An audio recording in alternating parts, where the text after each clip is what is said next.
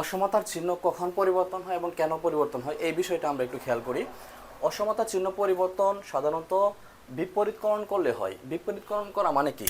ধরো 5/4 আছে, অর্থাৎ হরকে তুমি লব বানাইবা আর লবকে হর, তখন তোমার চিহ্ন পরিবর্তন হয়। এবং মাইনাস কোনো সংখ্যা দ্বারা, ধরো -5 দ্বারা তুমি গুণ করলা অথবা ভাগ করলা, -6 দ্বারা গুণ করলা অথবা ভাগ করলা, তখন কিন্তু অসমতার চিহ্ন পরিবর্তন হয়। এখন কেন পরিবর্তন হয়, কি জন্য পরিবর্তন হয় সেই বিষয়টা একটু খেয়াল করো।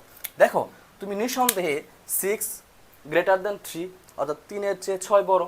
এখন তুমি যদি এটাকে বিপরীতকরণ করো, তাহলে 6-এর নিচে মনে মনে 1 আছে, 3-এর নিচে মনে মনে 1 আছে, তাহলে 1/6 হয়ে যাবে এবং 1/3 হয়ে যাবে। এখন এই যে অসমতার চিহ্ন আছে, এটা কি পরিবর্তন হবে? হ্যাঁ, অবশ্যই পরিবর্তন হবে। 1/6 এর মান কত? 0.16, আর 1/3 এর মান কত? 0.33। অবশ্যই এই মানটা বড়।